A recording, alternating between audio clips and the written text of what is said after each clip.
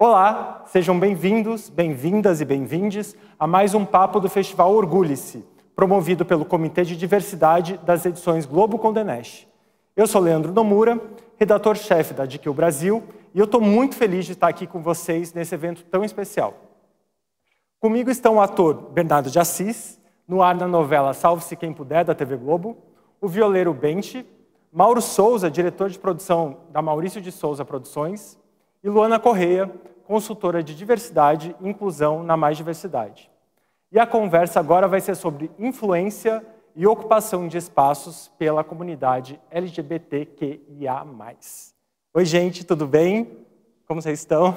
Olá. Obrigado pela presença hoje. Eu queria começar perguntando para o Benti. Benti, você é um violeiro, assumidamente gay, o que é algo bastante raro no universo da música caipira, da música sertaneja. Você acha que tem muito preconceito nesse universo? Como que você tem lidado com essa situação? Então, primeiramente, muito obrigado pelo convite. Estou super feliz de conversar com vocês. Eu acho que a questão do preconceito no interior do Brasil é muito grande, né? A cultura sertanejo em si, por mais que o sertanejo vai se renovando, ele é assumidamente muito machista ainda. Agora, muito recentemente, que abriu mais espaço para mulheres e etc. Mas no meu caso, a minha relação com a viola caipira foi uma jornada meio solitária, assim, de criar um espaço novo. Então, o meu instrumento principal é a viola caipira, de 10 cordas, que é esse instrumento que está aqui. Mas o meu som vai por vários gêneros diferentes. Então, é uma coisa que, por si só, muita pouca gente faz. Esse trabalho que eu estou fazendo com a viola caipira de levar um instrumento que é um instrumento brasileiro, que é um instrumento que tem uma sonoridade super bonita, assim, super específica, para outros gêneros. Eu levo para o MPB, para o indie e, obviamente, para coisas que têm mais influências caipiras e sertanejas, assim. Mas você sentiu Então, já é uma coisa dificuldade? específica aí fazer isso. Estando nos clipes e nas letras, cantando sobre ser um homem gay, sobre estar apaixonado por outros homens, coração partido por outros homens, é uma coisa muito específica. Por isso, inclusive, que eu estou muito feliz de, recentemente, estar dialogando muito com o pessoal do Queernejo, que é um pessoal que está ali buscando por representatividade na música sertaneja e na música caipira. Mas, por exemplo, esse trabalho que eu faço com a viola caipira, de levar para outros gêneros e cantar sobre ser gay, eu conheço só mulheres que fazem, tipo, mulheres lésbicas, tem a Gali, que é não binária, mas homem gay mesmo é solitário, assim. Acho que eu como bom aquariano fico feliz, parece que eu estou começando um super movimento e revolucionando, assim, mas é solitário e eu venho de crescer no interior que essa experiência de crescer no interior, ouvindo sertanejo, indo em festas sertanejas, assim, eu sofri muito preconceito, que são ambientes muito machistas, muito homofóbicos. E Bernardo, e como que foi para você a sua jornada de ser um ator trans no ar em rede nacional? Algum momento da sua carreira você teve que ouvir, não, a televisão não é para você? Ou estar no palco vai ser muito mais difícil para você por ser ator trans do que para outra pessoa? Você ouviu isso? Eu ouvi e continuo escutando isso, porque para os corpos trans nenhum espaço é possível. Então, para a gente, infelizmente, não existe lugar, porque as pessoas querem que a gente continue escondidos, escondidas, enfim. E quando eu me encontro, enquanto artista, dentro de uma novela na rede nacional, eu, assim como o Benti, eu sou aquariano, então eu reconheço essa importância, essa responsabilidade de dar início para um longo e um possível movimento, sabe? Então eu estou super feliz, super honrado, tanto de estar aqui com vocês hoje, mas principalmente de poder ser uma referência. Hoje eu tô lá na novela das 7 e tantos outros meninos trans, artistas trans vão assistir a novela e eles olham para mim e eles percebem, opa, eu posso estar ali também um dia. Isso é possível. Não é só a violência, não é só a morte, são outras narrativas também. Então isso é incrível, né? Daqui a 2 semanas, você vai protagonizar o primeiro beijo trans de um homem trans com uma mulher cis em rede nacional, na TV aberta. Como que foi? Como que está sendo para você a divulgação dessa notícia, de que isso vai acontecer? Primeiro que é um baita spoiler, né? Não, a gente fica assim, a gente não vai contar os segredos, não vamos, mas já está todo mundo sabendo, principalmente no dia de hoje, né? Hoje eu acordei com a notícia, com a matéria de uma entrevista que eu dei há 1 semana atrás, contando sobre as gravações, as cenas. Para quem não sabe, a gente gravou a novela no meio da pandemia, a gente terminou em dezembro do ano passado. Então, a novela toda já foi gravada e agora que os capítulos estão indo ao ar. E, olha, eu queria muito falar para você que a recepção está sendo incrível, maravilhosa, que está todo mundo feliz de saber que vai ter esse beijo. Mas a realidade não é essa. Eu acordei hoje com inúmeras mensagens de ameaças, mensagens de ódio, ataques. E eu penso que esses ataques eles não são diretamente para mim, né? Quando uma pessoa me ataca por ser trans, ela está atacando toda uma comunidade. Ela está atacando nós que estamos aqui. Então, isso é extremamente grave, porque não dá mais para a gente aceitar que os nossos corpos sejam violados dessa maneira.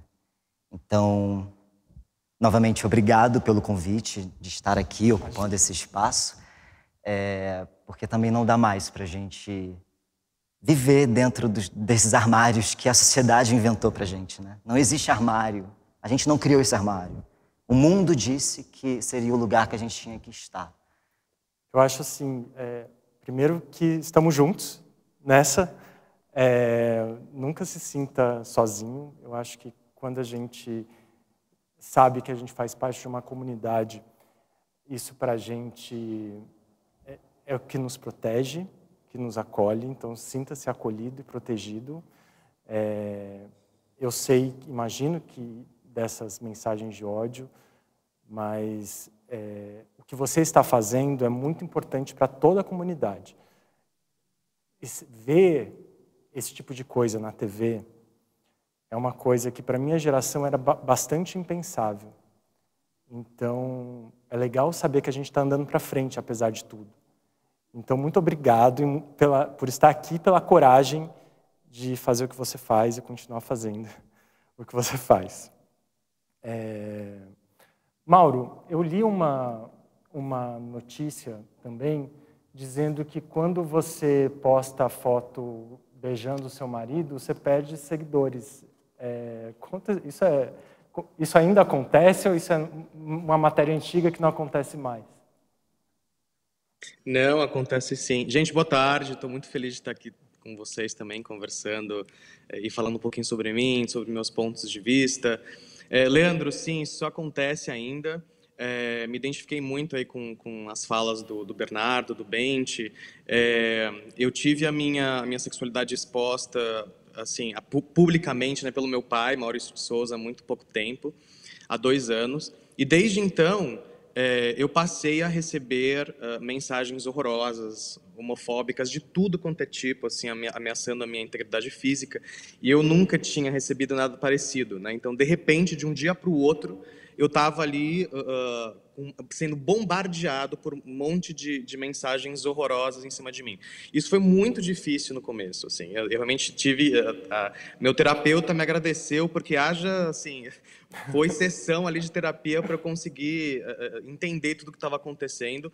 Hoje eu me coloco numa situação mais bem resolvida, assim, com relação à internet, com relação ao meu papel, ao meu posicionamento, ao que eu represento, ao que eu sou e o que de fato é a realidade do Brasil. Acho que tudo isso está um pouco mais claro para mim. Não significa que eu não me machuco ainda, me machuco bastante, mas também me dá um gás assim para continuar, me dá coragem para eu continuar me posicionando, porque eu sei que isso é importante. Acho que faz parte, acho que é a minha função, é a minha parte fazer isso. E como pessoa, como influenciador, como empresário, isso tem repercutido de uma maneira positiva, assim, para mim, tá? Não querendo romantizar, tá? Porque realmente é uma situação extremamente delicada, triste, mas eu tento fazer minha parte da maneira que eu consigo e eu preciso ficar bem, eu preciso ter consciência para eu continuar me posicionando e não abaixar a cabeça. Você já sentiu... Mas sim, eu continuo perdendo seguidores, mas isso não me assusta e não é isso que vai me inibir. Você, por acaso, em algum momento... Porque falar sobre isso abertamente é uma escolha de cada um. Eu acho que cada um tem a sua realidade dentro de casa, no trabalho. E falar sobre isso abertamente, eu acho que é uma escolha e uma resistência diária. Em algum momento... Você, Mauro, se arrependeu de ter se exposto dessa forma? De jeito nenhum, de jeito nenhum. Para mim foi muito bom, assim. Eu me senti mais livre, eu senti que eu estava ajudando muita gente. Isso foi bem para minha família, para minha relação com a minha família, para a relação com o meu marido. Em nenhuma instância eu me arrependi. Eu acho que foi uma mudança assim na minha vida que me fez muito mais maduro, muito mais consciente dos meus privilégios, de quem eu sou, da minha família, da minha postura. Isso me transformou de uma maneira extremamente positiva, tá? Mas eu repito, Leandro, eu não quero romantizar parecendo que é fácil, parecendo que isso é uma coisa que todo mundo deve fazer e que vai só trazer coisas positivas, porque não é assim. Estou falando de um ponto de vista de uma pessoa que sabe muito bem onde nasceu, a família que nasceu, o bairro que nasceu, e que então teve todo o suporte para que eu pudesse estar bem aqui agora. Mas tenho muita consciência desse meu lugar. E estando no meu lugar, eu sei o que eu devo falar, eu pelo menos acho, né, que eu sei o que eu devo falar, para quem falar, como falar, e tento fazer isso da maneira que eu acredito. Obrigado. Luana, é comum, você que trabalha com várias empresas, dando consultoria, eu não sei se já te procuraram para perguntar em que momento que eu devo ou não devo falar no trabalho que eu faço parte da comunidade. As pessoas te procuram com esse tipo de dúvida, porque eu imagino que é quase um sair do armário de novo. Você fala com a família, às vezes não tem nenhum antes e depois, mas tem gente que escolhe falar com a família ou não, tem gente que escolhe falar no trabalho ou não. O que você fala para essas pessoas que estão em dúvida? Porque sabe que pode ter hates, mas também pode ter um acolhimento também. O que você fala para essas pessoas? Boa tarde a todos. Estou bem feliz, quero agradecer também a presença aqui, né, o convite, porque acho que esse senso que a gente tem de comunidade, ele é bem importante para o nosso acolhimento, né, e às vezes o abraço que falta para algumas pessoas LGBTs, a gente dá nesse tipo de evento, ouvindo histórias, enfim. Então, fico muito contente com esses momentos e que já me senti muito representada aqui pela fala de vocês. Quero agradecer a oportunidade. Olha, Leandro, eu ouço muito essa pergunta, as pessoas ainda refletem muito sobre isso, é uma coisa triste, né, porque a gente já tem tantos desconfortos na vida, a gente sofre tantas violências em N cenários, e aí me apresentando, né, eu sou uma mulher negra, para quem talvez tenha deficiência visual e está assistindo o nosso evento, tenho cabelos trançados, vocês estão aqui dentro da minha casa, no meu escritório, eu sou uma mulher também periférica, e bissexual, e tenho um relacionamento atual com uma mulher. E essas questões todas me atravessam, por isso que eu gosto de apresentar, e a gente já sofre muitos desconfortos quando a gente tem que falar, andar na rua, andar de mãos dadas, enfim, postar uma foto, hater, pessoas questionando a seriedade desse relacionamento, questionando as questões, a bifobia vem forte, né? E as pessoas sempre colocam em xeque, em dúvida essas relações, e aí quando a gente vai para o ambiente do trabalho, outras questões aparecem, né? As pessoas ainda sentem muito medo de sofrer algum tipo de repressão ou de represália na questão profissional, se posicionando como uma pessoa LGBTI+, mas assim, eu incentivo muito que essas pessoas façam isso, porque não tem preço, né? A gente tira um peso das costas, eu já vivi os dois lados, sendo uma pessoa que não me apresentava assim dentro do ambiente profissional, e hoje trabalhando numa empresa que me valoriza na minha integralidade, né? Sendo quem eu sou, do jeito que eu sou, sem eu ter que esconder nenhuma parte de quem eu sou profissionalmente e pessoalmente.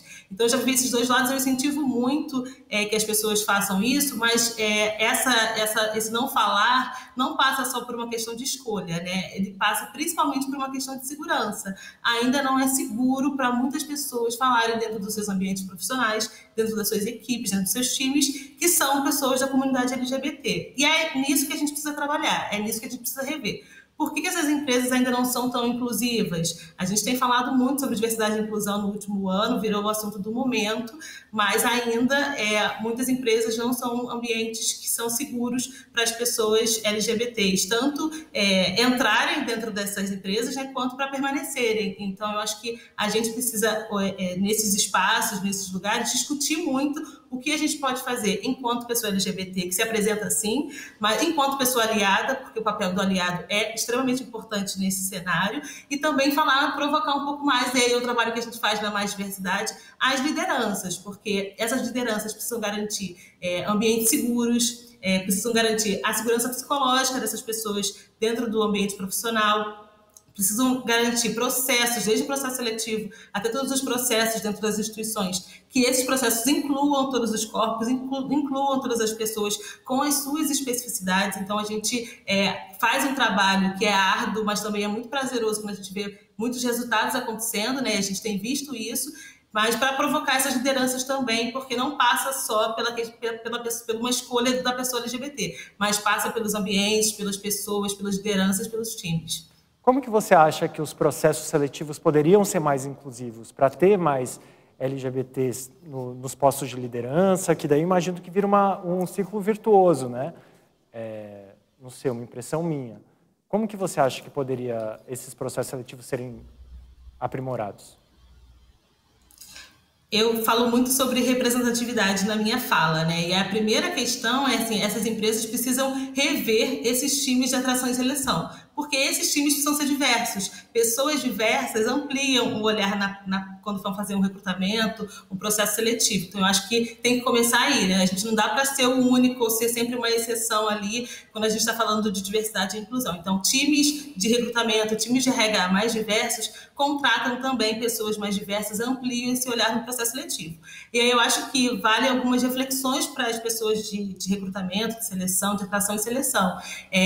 Pensar, refletir, estudar sobre os seus vieses inconscientes e as suas impressões, porque elas, às vezes, ficam muito... Todos nós temos vieses, né? E eles ficam muito presentes quando a gente está fazendo uma entrevista, quando a gente está conversando com alguém, fazendo um processo seletivo. Então, estudar sobre isso, refletir, estudar também sobre os dados, né, que passam pelas questões das pessoas da comunidade LGBTI+, para que a gente veja o cenário que a gente está lidando, com quais pessoas, com qual comunidade que a gente está lidando. Então, ler pesquisas, ler dados, né? Tem muito material, a Mais Diversidade produz material, mas tem muito material na internet falando sobre isso também. Então, é um alerta que eu dou para que essas pessoas também estudem mais sobre esses assuntos e tomem certos cuidados, né? Tentar não reforçar estereótipos nas entrevistas, nos processos seletivos, se preocupar com a terminologia, né? Porque se um processo seletivo não é inclusivo, dificilmente essa empresa vai ser, né, a porta de entrada para um profissional dentro de uma organização. Então, pensar sobre as terminologias, pensar também, e aí a pandemia, né, e esse mundo remoto acentuou muito as nossas desigualdades, a gente não está no mesmo barco,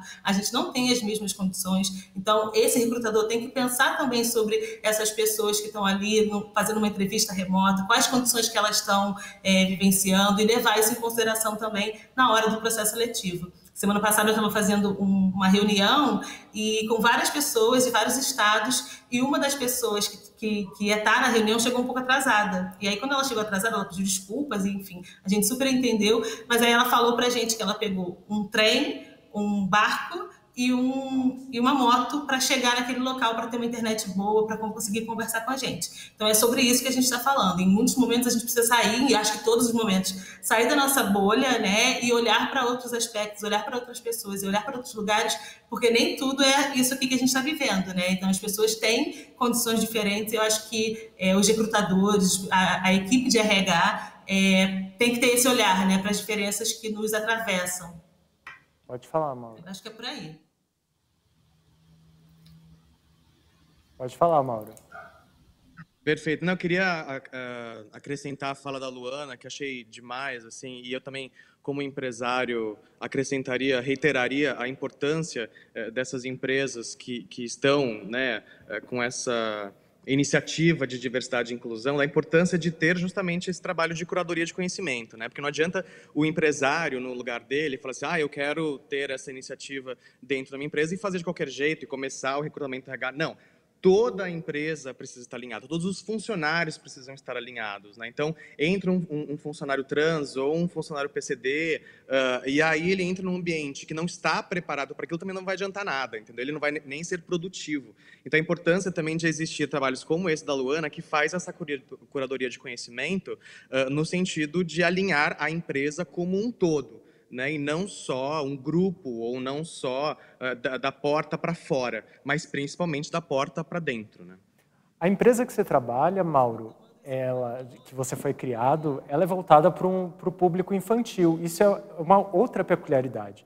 Como que vocês tratam isso agora, então, da porta para fora, essa questão da diversidade, mas falando com o público infantil? Imagino que também vocês devam receber algumas críticas a respeito disso, no momento que a gente vive, e também é uma outra posição aí de resistência, porque as crianças também precisam ser ensinadas a respeito de tudo que existe. Com certeza, Leandro, nós somos assim, a críticas o tempo inteiro, né, claro. Mas o importante é nós estarmos assim certos e firmes com relação aos nossos valores e o que a gente acredita que é certo fazer, né? Uma correção, o nosso público-alvo, né, o nosso target não são exatamente as crianças, mas as famílias, né, que engloba, então, assim, todas as idades. A gente fala com pessoas de todos os tipos, de todas as idades, com características diferentes. Então, a gente sabe a importância da representatividade dentro dos nossos projetos, né, porque a gente quer que todo mundo se identifique, que todo mundo goste, que se enxergue ali nos nossos projetos. Então, a gente sabe a importância de ter o assunto, a temática diversidade e inclusão dentro de tudo que a gente faz.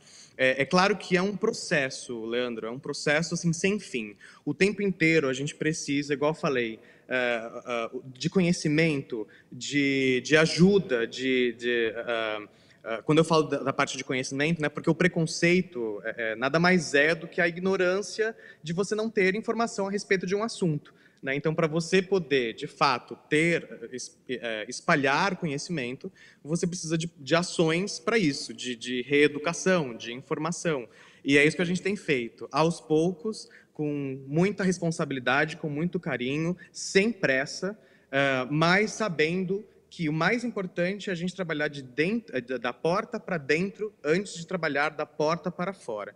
O foco, neste momento, está totalmente nos funcionários e nas ações que nós vamos fazer com os funcionários. Por isso que a fala da Luana, assim, foi muito... Sabe quando cola, assim, gruda direitinho com tudo que a gente está fazendo e pensando? Acho que estamos em sintonia, Luana. Acho que nós e muita gente, né? Muito bom. Agora eu queria saber de vocês quatro, começando pelo Benti, se você vê que o seu mercado ele está mais inclusivo hoje, no caso, o mercado da música. Eu acho que principalmente nessa nova música brasileira, você pega de uns 10, 15 anos para cá, tem muito mais artistas se posicionando como artistas LGBTQIA+, e isso gera um movimento cada vez maior, né? É muito importante o que a Luana e o Mauro falaram de representatividade, de abrir cada vez mais espaço, porque você gera... o meu maior mote, assim, sempre quando me perguntam como me posicionar como artista LGBTQIA+, eu sempre falo que eu acho muito importante ser uma peça para mais representatividade, porque quanto mais representatividade a gente tem, mais a gente gera, mais aceitação a gente gera, mais acolhimento a gente gera. Por exemplo, na minha questão com a Viola Caipira, desde que eu lancei o meu primeiro disco em 2018, eu sempre recebo muitas mensagens de pessoas que são do interior ou que cresceram no interior falando: nossa, eu cresci ouvindo Viola Caipira e eu nunca imaginei que eu ia escutar um dia um homem gay, alguém com quem eu me identifico, letras com quem eu me identifico, usando esse instrumento para falar sobre. Então... É tudo muito recente, né? Então você pensa, 2010, mesmo eu crescendo, eu adolescente, eu tinha muita pouca referência assim, de artistas que eu escutava, eu gostava muito, eu cresci ouvindo muito indie rock, muito MPB, e aí, quais são as referências? E eu penso que se eu tivesse, sei lá, 15 anos, 20 anos hoje, talvez eu teria tido coragem bem antes de dar a cara a tapa para começar um projeto solo, onde eu falo abertamente sobre ser um homem gay. Eu acho que é muito bom pensar que, de alguma forma, eu estou sendo uma peça para que pessoas que venham depois se sintam mais encorajadas a fazer isso muito mais cedo e de gerar acolhimento e de gerar identificação para cada vez mais gente. Legal. E você, Bernardo, na TV, você acha que a TV hoje está mais inclusiva? Olha, em parte, vai.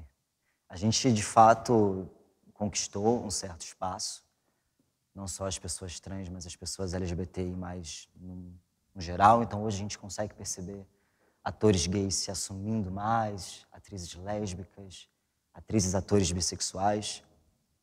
Mas a gente ainda está muito fechado nas nossas narrativas. Digo isso enquanto pessoa trans, que de 5 anos para cá, quando eu iniciei a minha transição, todos os meus trabalhos artísticos foram para interpretar personagens trans. Então, assim, que bom que eles existiram, né? Que bom que eu estava lá representando, mas até quando eu vou interpretar personagens trans? Ser trans é uma característica, outra característica minha é ser artista. Eu tenho formação para isso, eu posso muito bem fazer outro personagem. Então, eu percebo que a gente está em um momento que a gente está procurando ocupar as nossas narrativas. Então, você vai ter um filme sobre homoafetividade que coloquem atores gays para interpretarem essas histórias. Se forem falar sobre transexualidade, que coloquem artistas trans. A gente ainda está buscando isso, lutando para que isso aconteça, porque não é uma coisa óbvia.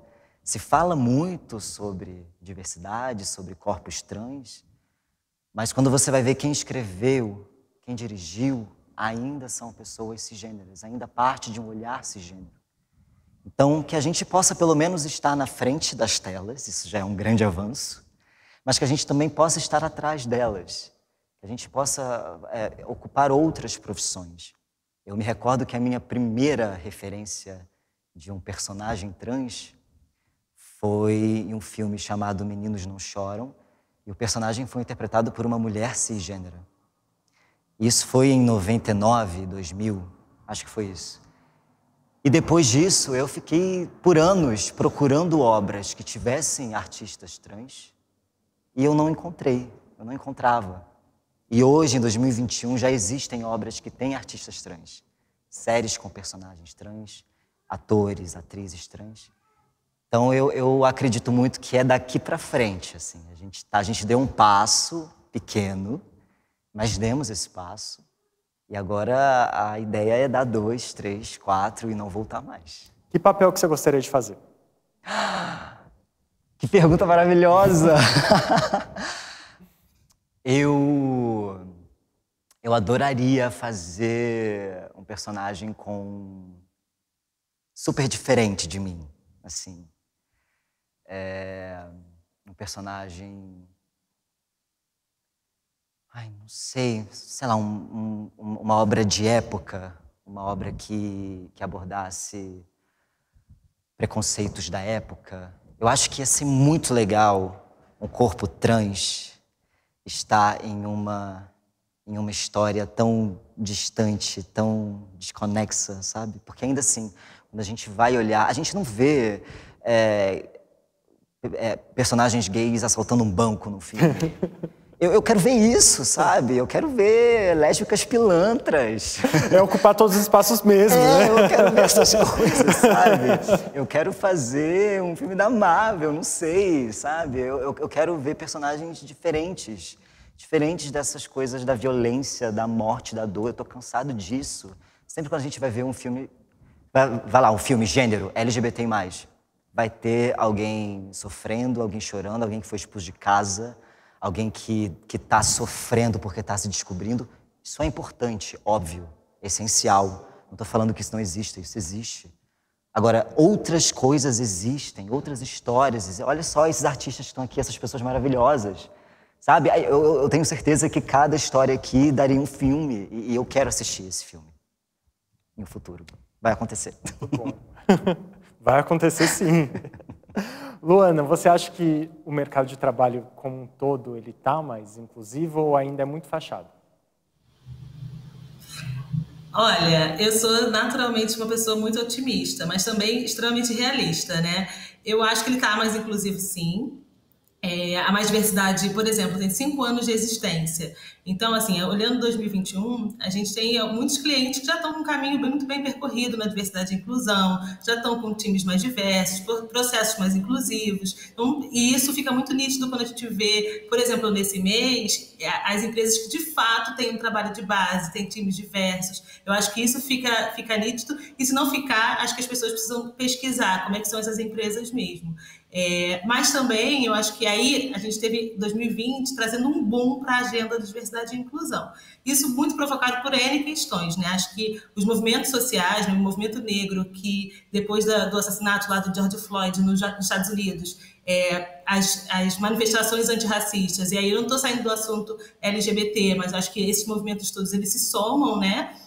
E isso faz eclodir no mundo discussões sobre xenofobia, sobre racismo, sobre machismo, sobre LGBTfobia. E isso traz para o Brasil também essas reflexões. Eu acho que isso traz também alguns avanços nessa agenda. Acho que isso, as eleições americanas também, que é um outro fato, que traz a pauta de representatividade também, com a eleição americana. Então, eu acho que esses assuntos todos fizeram com que o mercado fosse empurrado para pensar diversidade e inclusão e ser mais diverso. Algumas empresas estavam caminhando nisso, né, estavam com esse processo, mas depois de 2020 existe um boom, porque também nós, enquanto pessoas físicas, né, enquanto pessoas que estão se posicionando também, artistas que se posicionam, profissionais que se posicionam, que estão cobrando mudanças, fizemos com que as empresas fossem empurradas para que olhassem de uma maneira mais sistemática e mais baseadas em ações e não só no que falam,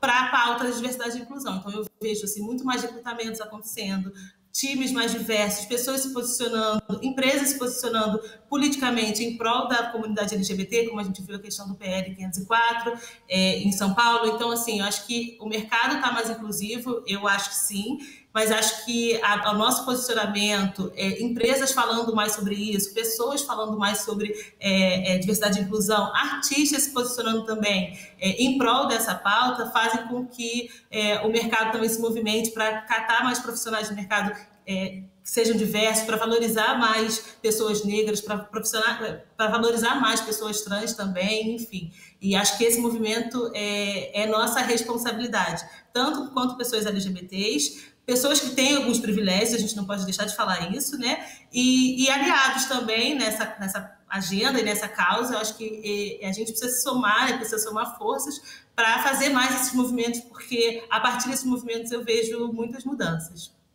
Para encerrar, Mauro, como que você vê o seu mercado? Concordo com a Luana. Eu acho que a inclusão ela está melhor, sim, né? As políticas inclusivas elas estão acontecendo cada vez mais, mas ainda falta chão, né? Mas sim, igual ela falou, existe um boom aí, existe uma tendência no aspecto de empresas de lidar com políticas de diversidade e inclusão cada vez mais, tanto que a ONU criou até a sigla ESG, né, que é ambiental, social e governança. Na parte social é justamente a importância, como medir, né, como as empresas medem as políticas que elas têm feito justamente na parte de como você ajuda a comunidade através de políticas de diversidade e inclusão. E aí, Leandro, você tem assim 2 vias, ou você vai pelo amor ou pela dor, né? Pelo amor é você realmente acreditar na importância disso e cumprir com isso dentro da sua empresa.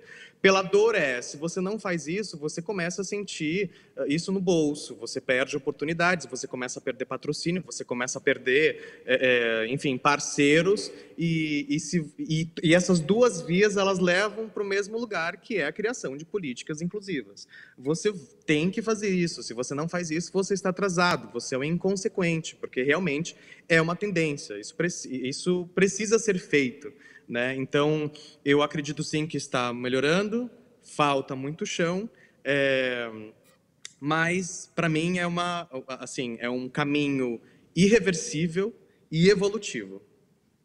Gente, muito obrigado pela presença de vocês. Eu gostaria de falar mais 80 minutos, mas não é possível. Mas é muito legal ouvir as histórias de vocês, é muito importante saber que a gente está andando para frente, sim, com dificuldades, e nessas dificuldades a gente está junto, para avançar junto, de mãos dadas. Muito obrigado pela presença, pelo trabalho de vocês, o que vocês representam aí para a comunidade toda, e vocês de estar acompanhando a gente, espero que continuem nas nossas redes sociais, da Vogue, da Casa Vogue, da GQ e da Glamour. Muito obrigado e até a próxima.